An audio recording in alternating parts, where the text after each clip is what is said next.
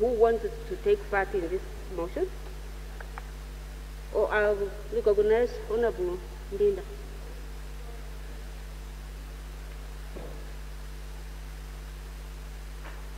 Your colleague want to take the floor.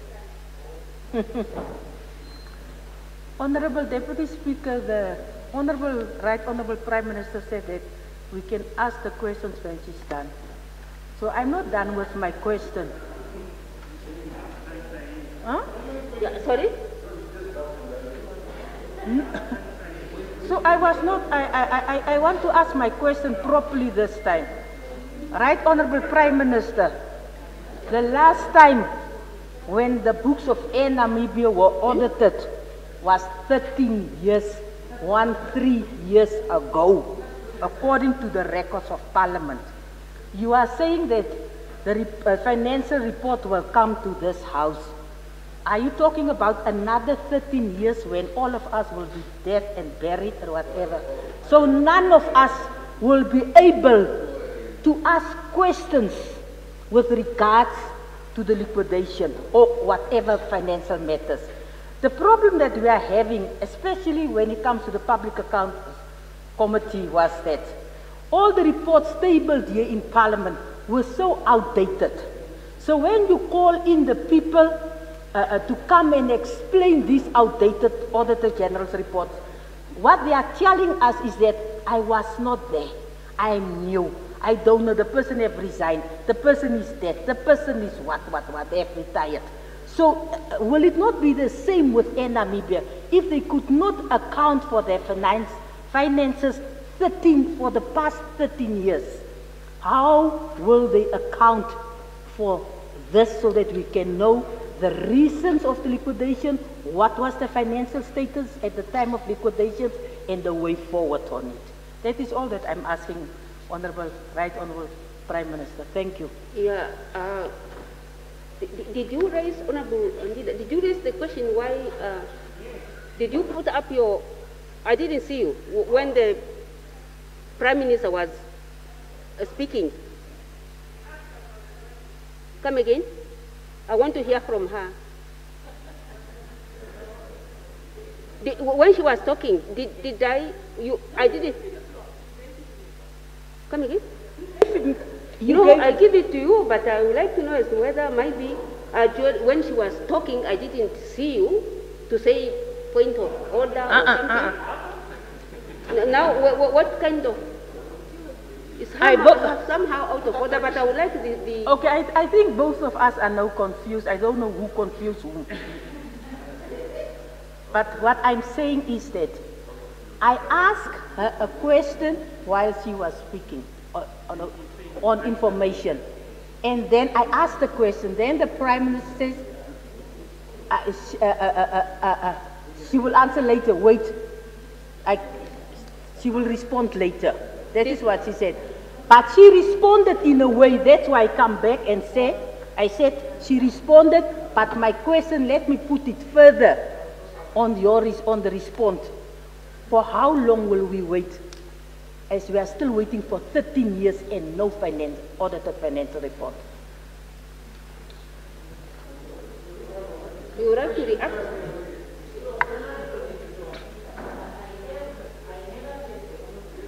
Asked at the end of my presentation, I said I would respond to the questions once I have made my own point, which I did. Which you did? I did at the end of my statement. I responded to what Honorable Kabekotora said and to what she said. And what I have said was also to repeat what has been said already, even by the Minister for Public Enterprises. So the concerns about how Air Namibia's finances were handled are known to all of us and they are shared. And on numerous occasions, this House have raised the issue in the Public Accounts Committee. And that matter has also been addressed by ourselves from the government. Yeah, I should think this time I just want to give the floor to the mover, to the motion to respond. Let them first remove. Honorable Deputy Speaker, honorable members, words have meaning. They must be said to mean certain things to represent certain values, to communicate certain school of thought and ideas to society that we prepared to serve, and to the debaters and lawmakers of our house, of this very important august house. First and foremost, the members of the executive deliberately are trying to run away, the majority of them, to run away from the premise of the motion. An honorable good friend of mine, Aritungo's father, you are one of them. The premise of this motion was to debate, to inquire the legal process that was undertaken to arrive at liquidation. Whether to liquidate or not to liquidate, I was very clear in my opening statement that I'm not going to debate to or not before I am explained. According to me, some of these processes seems to have been flawed. Now, Honorable Shimi, you are right in a choice of word that you use. And I'm very happy you use that word, because it comes from a deeper reflection. When you said that according to the legal people, we were informed that we have done the right thing. And that's a correct way of saying it. For you not to corner yourself as saying, yes, everything has been done. If you are challenged in court, the other way would prove otherwise. Now, honorable colleagues, when I opened this motion, I said that there is no politician on record living in this house who have raised criticism about the sustainability of Namibia more than myself. The only person that can beat me on that record is Honorable Johan de Waal. He led the chorus from our party. And secondly, it is myself. So there is no member of parliament in this house who has stood the test of time being called names by that side about the sustainability of Namibia. I said that in my opening remarks. Now let me come to the issue, the premise of my argument, and the crux of the matter. Honorable Professor, I wanted to make a joke. Yesterday I made a joke to you about the Malacca Dry legal opinion that you are giving. Now, because younger people in this society do not understand peerage, and when people are making jokes, I want to refrain from making another joke that I wanted to make about you for the lack of decorum that society has become, that people always misuse these words to go and mean other things. First and foremost, my dear respectable minister, by the way, you know, I think I said it to you that I respect you.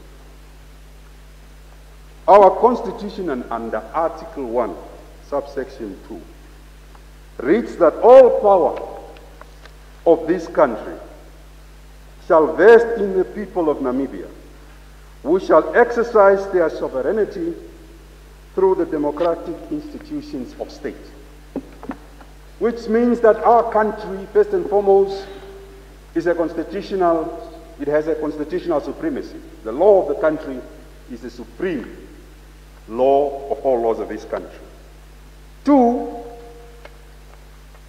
democratic institutions. Sovereigns, the sovereigns are the people of this country. The sovereigns elect 2 representatives to represent them. 1 is a national president under national suffrage, and the president forms the executive. The second sovereign representative body, institution of state that represent this country is Parliament, National Assembly, more so, and National Council. Those are the sovereign democratic institutions of the state.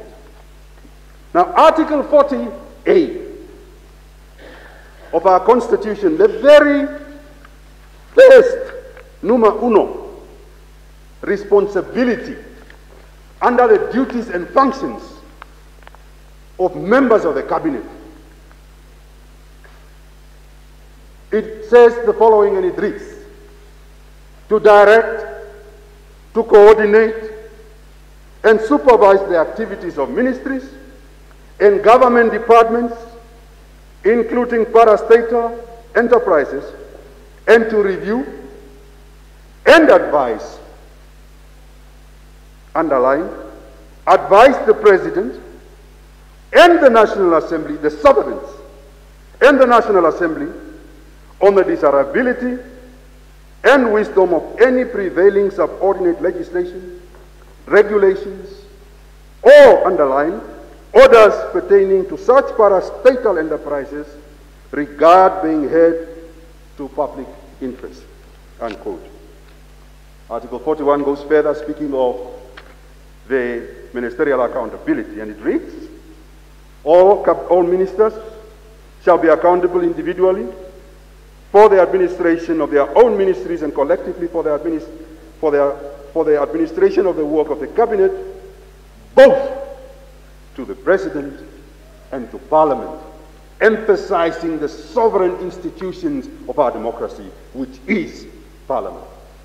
Therefore, any member of Parliament, any member of the executive who propounds and argues that we do not have a responsibility to keep the National Assembly or Parliament in sync on decisions taken by cabinet is against the supreme law of our Constitution. Number one, that's a legal argument that I'm putting, constitutional law. Two, words are very important. PECA, I'll come to PECA very quickly now. And I also want to extend PECA to the Companies Act of 2004, my dear friend. But before I do so, let me give you this evidence. Minister Shimi, my dear brother, says the whole process started in June, July, when the unions are claiming they were not consulted. That's June, July last year. I think I've heard you. I could be wrong with the month, but it starts with that J, whether June, July, with all due respect to you. Now, if indeed what you are saying, and I assume, is true, that this whole process started in June, when was the sovereign institution of the state consulted? Before you go and consult unions, before you go and consult stakeholders, the very stakeholders that you are accountable to is this House. Now, I want to tell you a story. Many of you have lived, Honorable Daitwa, Honorable Sarah, those of us that grew older here in this House, Kawana. Honorable? Proceed, please.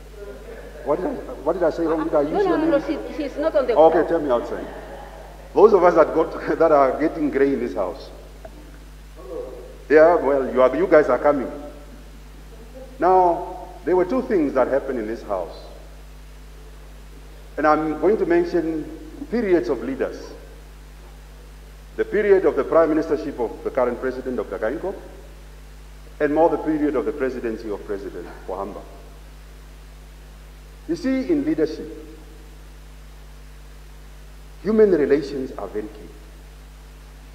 Even in a relationship, in a marriage, even in any relationship that you have with an individual,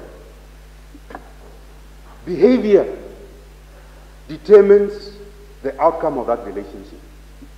Now, just to give you an analogy of that old story, I credit President Kainko, for one thing, as Prime Minister. And also at the time as Chief Whip of SWAPO. There was always constant consultations on key matters. And SWAPO then was mighty, not now that you are under 60, 50, whatever percent. It was a two-third majority, 70% party, but consultation was very key in this House. President Pohamba, I credit his natural wisdom on consulting on critical matters. Like him or hate him, he led that chorus. Now that political period, that's the period that I was talking about when I opened this motion, that the gut of our politics is penetrated by the politics of arrogance. I can't say the very same thing that I can say about Prime Minister Hage Geingob now that he's president. It's not that I want to be consulted. I must be consulted. It's not a want. It's a must. To consult each other on matters of national interest is sine qua non to governance of human relations and governing people. That has died. Wait, I'm replying. Right of reply. I'm replying, I can't be disturbed. No, you know, then sit down. You can't reply. You can't reply. There's no point of order now. No. Unless if you are saying my fly is open and I have closed it.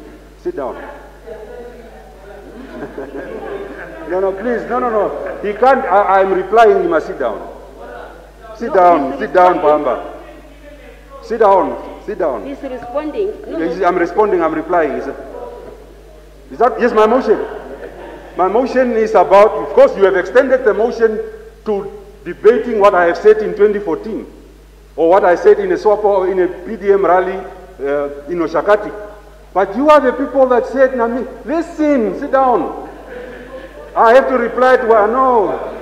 Please, this man must not be. I will not be disturbed by him. He is responding, you cannot. No. You can't know and but. If you do like that, no, you don't. You have no right. Now, I want to address you, my dear friend. You said that the law was followed to the letter. Now, this is the argument. Yesterday, the acting CEO of Namibia says inter alia, on record, Theo Berirwa, who was tentatively tasked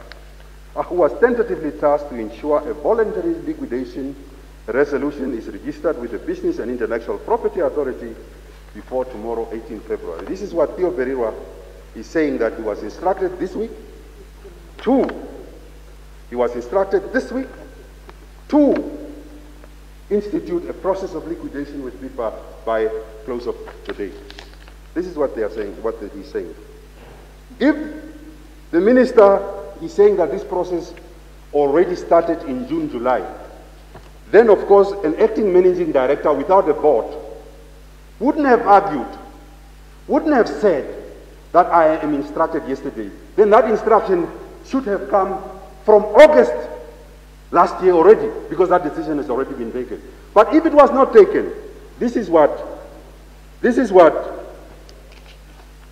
Pekka says.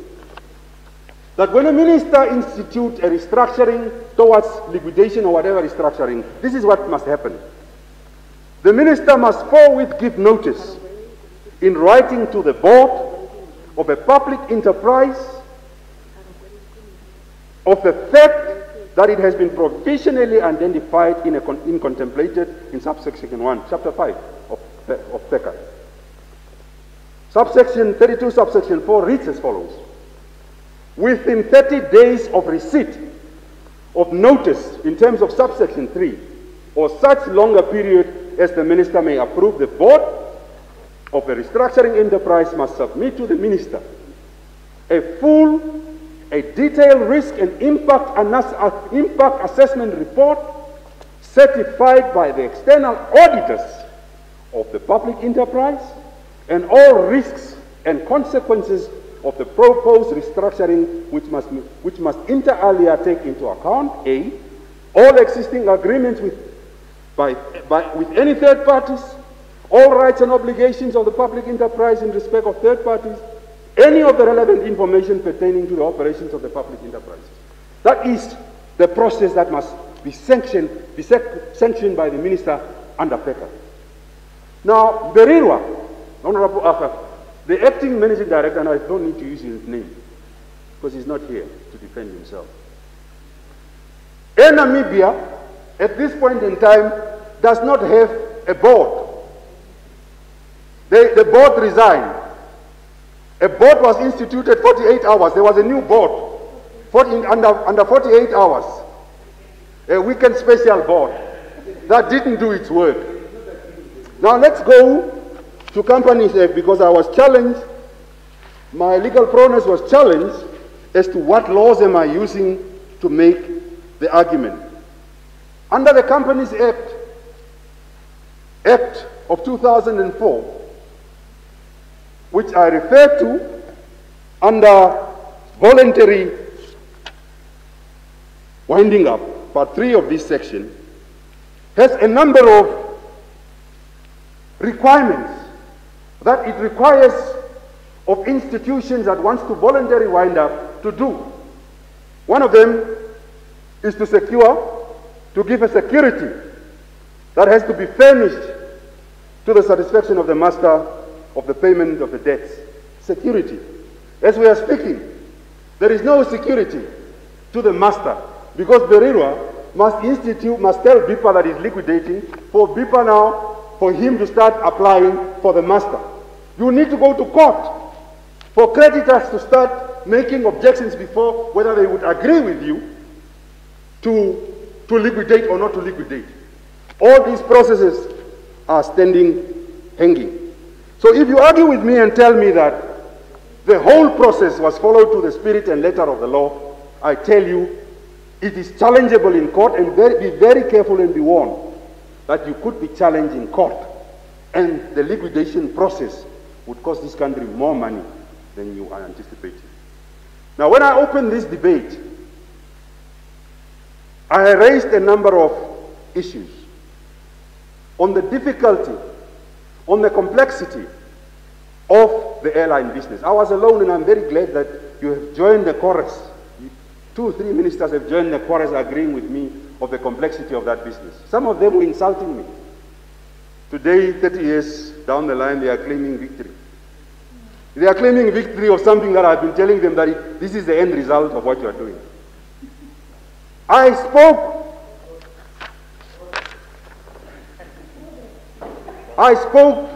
this is for my introductory notes. I spoke of, because let me now move away from the legal argument and start answering the issues, because members wanted to shift me to the debate of liquidation or no liquidation, because that's what they want, because they know the influence of Venaani, and this is the person they want to target, because they want Venaani to agree with them. Even if I agree with you that Air Namibia is a bottomless pit, it should be liquidated. When you start that process, you must know me. You must, not even me the individual, when I say know me, you must know the legislature. Not only to consult, but even to privately talk to us in camera. Because there were many instances in the history of this House that we met in a constitutional room.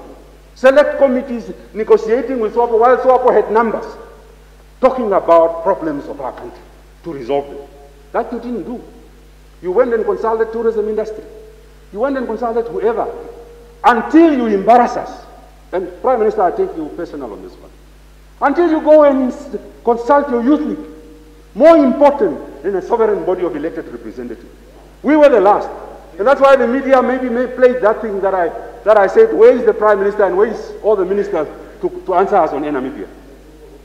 It's wrong to lift the sovereign of this country, people's representative, out of this debate. Because, and I want to say it with respect, because there are older people like Honorable Daitwa that I respect very dearly. But Mioma and so forth, age. I'm talking about age. Please keep to your response. You don't want to be respected. I'm talking about age-wise, that you are a respected person, you are a senior person to me. Yeah.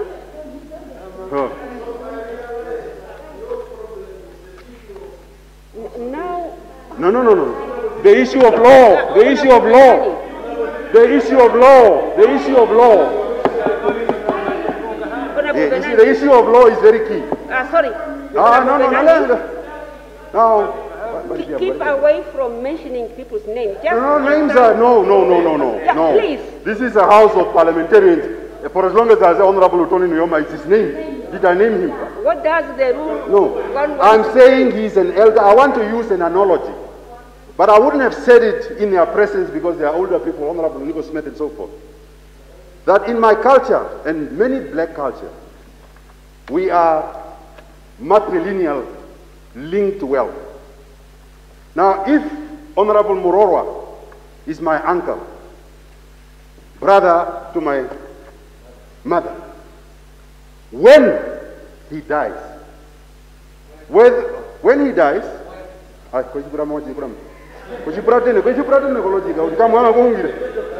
it's a fact of biology. If he dies, if he dies, that's the correct word. Thank you. Oh, you corrected me. Thank you. If he dies, no, it's a very common example amongst us, Herero. If he dies, and, well, I survived COVID, so I will not die soon. That's a joke. Oh, God forbid. Yeah, you are talking too much and you confuse yourself.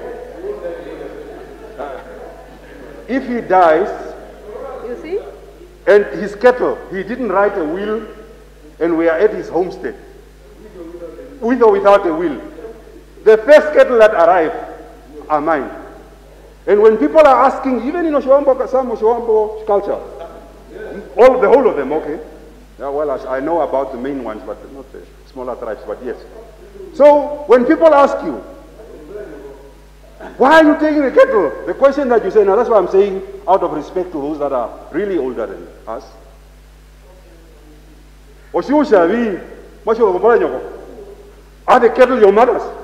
Why are you asking cattle from my mother's child and you are saying I shouldn't take them? That's how you inherit. That's how the inheritance system of many matrilineal societies have been happening over a number of years. Now in Namibia, while I'm coming, I'm a very smart person because you can't speak without the speech yourself. You will never make sense. Yes. Sorry, man, you are disturbing me now. I shouldn't have even said that. You are my friend. I withdraw, you are my friend. But don't provoke. Now what I'm trying to say is that in Namibia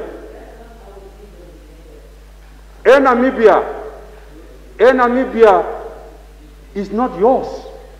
It's not your uncle's cattle. The executive, because the arrogance that you showed the other day, you were saying, we don't need to consult you. We are the cabinet. Air Namibia belongs to public interest, it belongs to the public, it belongs to the sovereigns, the people of Namibia, and the people of Namibia have brought this parliament. So, it's not your uncle's cattle. I would disrespectfully would have said, with the cursor, it's not your mother's cattle. It's ours. It's our nation's cattle. The minute that you enter, and this is why Honorable Dienda's last question, there is an obligation. 41A, read your functions. Your number one function is to be accountable. Honorable Dienda is asking a fundamental question. Because PECA says, for you to move into liquidation, you must have a liquidation report of assessment of debts, of creditors, of everything. That report was supposed to be tabled before us. Article 40A, read. Article 40A, read. No. It doesn't need to. Constitution doesn't speak. Constitution is not a dictionary. Constitution is not a dictionary. No, it's not generic. No dialogue. It speaks about parastatal and enterprises. Parastatal and enterprises. It's not your uncle's cattle. It's not your uncle's cattle. Honorable Speaker. No, don't rush me. Don't rush me. No, I said no dialogue. Okay. I'm not rushing you. Just come to the You protect What me. do you want us to do with the motion?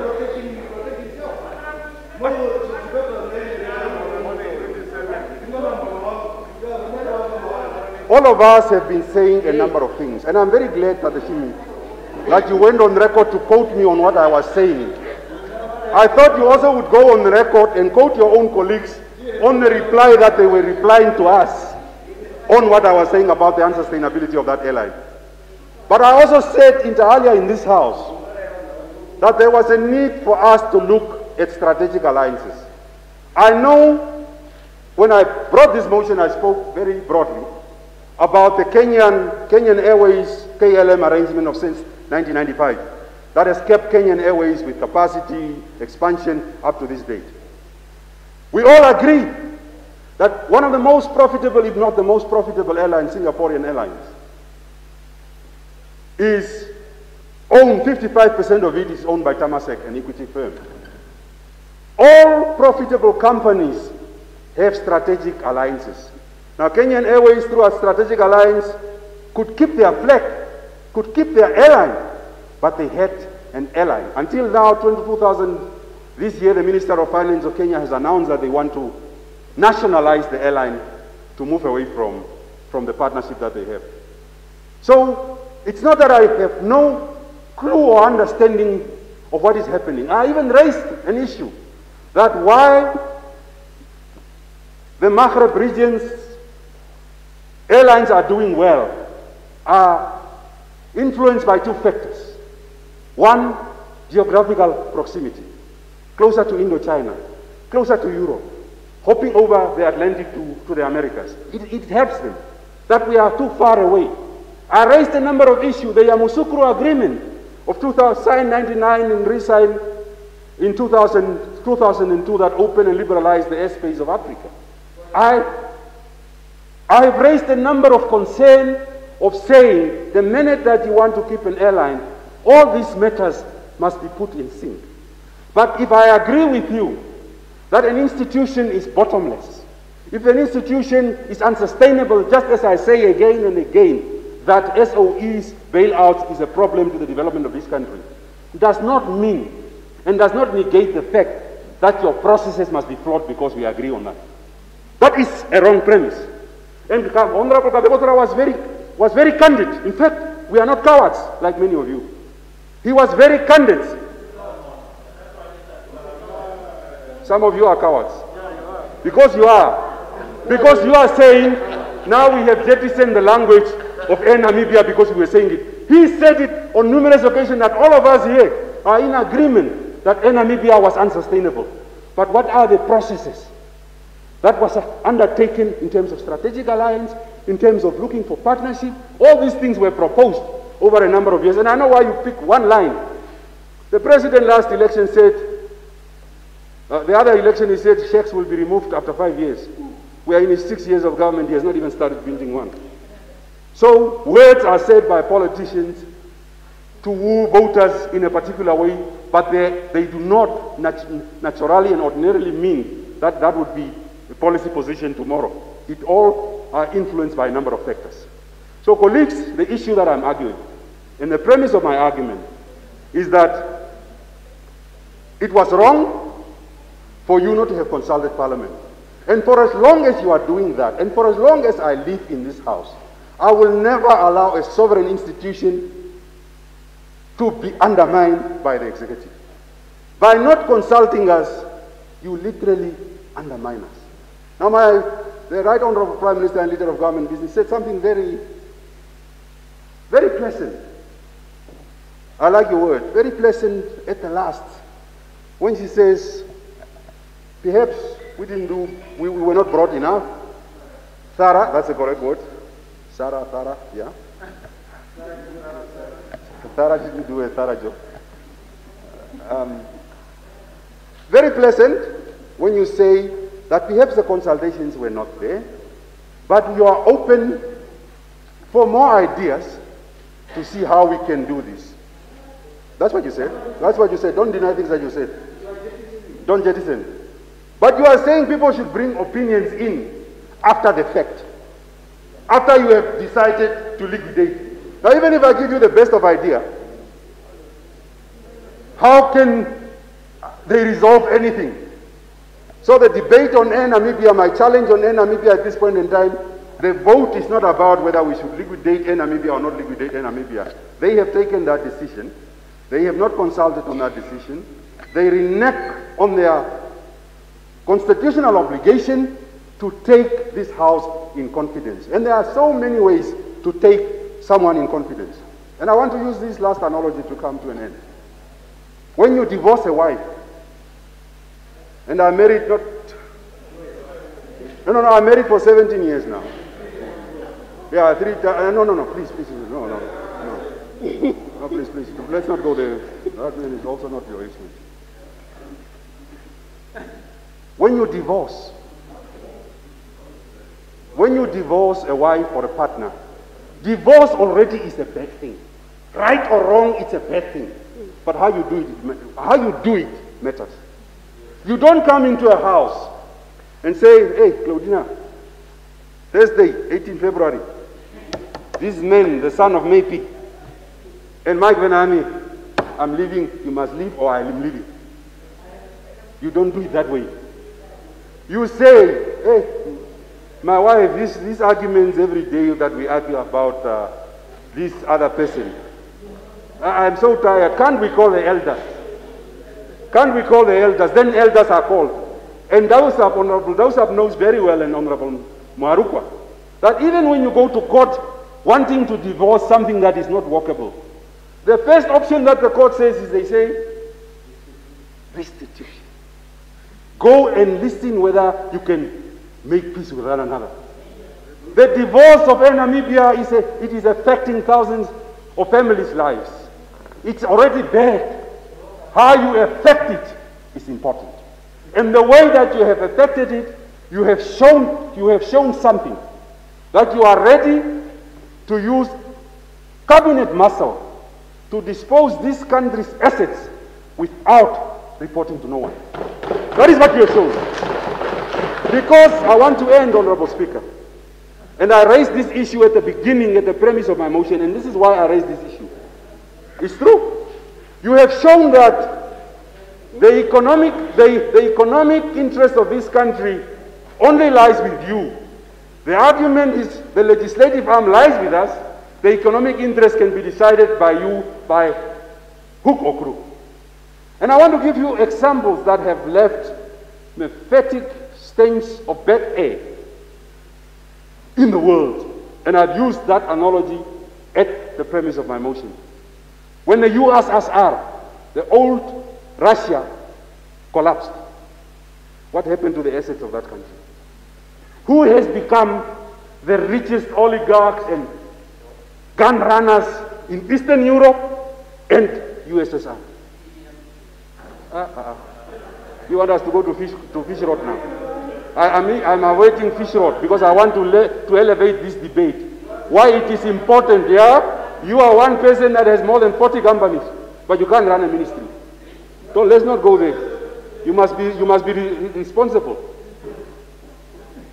So what I'm trying to say is that we have seen clear global indicators how national assets can fall in wrong hands through flawed processes. USSR is one, Estonia, Latvia, all these countries, and many of their leaders, prime ministers, president, I had an opportunity to engage on a number of forums. When they talk about corruption in their country, they say you must avoid these pitfalls. So when you are doing away with state assets, it's not your mother's cattle. It's not your uncle's cattle. It's ours. This country, no, I'm not insulting. I'm using an old African analogy to address people at home to understand. So this motion, Honorable Shimi, was not about the cow in Namibia.